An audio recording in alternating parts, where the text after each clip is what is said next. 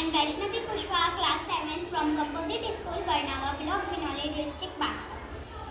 कुछ अंग हमारे शरीर के बाहर होते हैं जिन्हें हम देख सकते हैं और कुछ अंग हमारे शरीर के अंदर होते हैं जिन्हें हम नहीं देख सकते। यही अंग हमारे शरीर में मिलकर तंत्र बनाते हैं और वह तंत्र हमारी शरीर की विभिन्न क्रियाओं को चलाते हैं। सबसे पहले आता है मानव श्वसन तंत्र। श्वसन किसे कहते हैं? ऑक्सीजन लेना, कार्बन डाइऑक्साइड छोड़ना। यही ऑक्सीजन रक्त में पहुंचकर पचे हुए भोजन को दो हिस्सों में बांट देती है, कार्बन डाइऑक्साइड और ऊर्जा। कार्बन डाइऑक्साइड को हम श्वास द्वारा बाहर छोड़ देते हैं और ऊर्जा को हम विभिन्न क्रियाएं करने में उपयोग कर लेते हैं। श्वसन तंत्र में विभिन्न अंग होते हैं: नासा, नासा गुहा, श्वास नली, ग्रसनी, फेफड़े। सबसे पहले ऑक्सीजन नासा के द्वारा नासा गुहा में जाती है। यहाँ से ऑक्सीजन ग्रसनी से श्वास नलियों में पहुँचती है। श्वास नलियों से ऑक्सीजन जाती है फेफड़ों। फेफड़े ऑक्सीजन को रक्त में मिला देते हैं और रक्त से कार्बन डाइऑक्साइड ले लेते हैं, जिसे हम सांस में बाहर छोड़ देते हैं। फेफड़ों के ऊपर पसलियाँ पाई जाती हैं। पसलियाँ फेफड़ों की सुरक्षा करती है। ये 12 जोड़ी, टोटल 24 होती हैं। अगला आता है मानव का परिसंचरण तंत्र। परिसंचरण तंत्र में 3 अंग होते हैं: हृदय, रुधिर वाहिनियां और रुधिर। हृदय मुट्ठी के आकार का गुलाबी रंग का मांसपेशियों का बना होता है। इसमें 4 कक्ष होते हैं: 2 अलिंद, 2 निलय। ऊपर वाले अलिंद और नीचे वाले निलय। हृदय के बाएं भाग में कार्बन डाइऑक्साइड युक्त अशुद्ध रक्त बहता है और दाएं भाग में ऑक्सीजन युक्त शुद्ध रक्त बहता है। जब हृदय में रक्त आता है तो हृदय सिकुड़ जाता है और जब हृदय रक्त को भेजता है तो वो फैल जाता है। इससे धक धक की आवाज आती है। इसे धड़कन या हृदय स्पंदन कहते हैं। स्वस्थ मनुष्य में 1 मिनट में 72 बार हृदय स्पंदन होता है।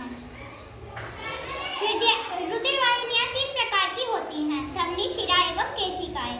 धमनियों में शुद्ध रक्त बहता है, शिराओं में अशुद्ध रक्त बहता है और केशिकाएं धमनी और शिराओं को जोड़ने का कार्य करती हैं। जब हृदय अगला आता है मनुष्य का उत्सर्जन तंत्र। उत्सर्जन तंत्र, जब हम प्रोटीन, उत्सर्जन किसे कहते हैं? उत्सर्जन शरीर से अपशिष्ट और हानिकारक पदार्थों को बाहर निकालने की क्रिया उत्सर्जन कहलाती है। जब हम प्रोटीन युक्त पदार्थों का सेवन करते हैं तो प्रोटीन पचने के बाद अमीनो अम्ल में बदल जाता है, जो खून में मिलकर यकृत में पहुंचता है। यकृत में यह अमीनो अम्ल यूरिया में बदल जाता है। फिर उस यूरिया युक्त रक्त को व्रत में लाया जाता है। रक्त को छान देते हैं और फिर उस रक्त को वापस शरीर में भेज दिया जाता है। तो यूरिया छनकर अलग हो जाता है और वो मूत्रवाहिनियों द्वारा मूत्राशय में इकट्ठा कर लिया जाता है। फिर उसे जब ये मूत्राशय भर जाता है तो मूत्र मार्ग द्वारा यूरिया को शरीर से बाहर निकाल दिया जाता है। यूरिया का रंग हल्का पीला यूरोकॉन के कारण होता है। अगला आता है मानव का पाचन तंत्र। पाचन मुख से ही शुरू हो जाता है। मुख में 3 चीजें होती हैं: जीभ, लार और दांत। लार भोजन को निगलने में मदद करती है। जीभ भोजन में लार को मिक्स करती है और दांत भोजन को चबाने और पीसने एवं काटने का कार्य करते हैं।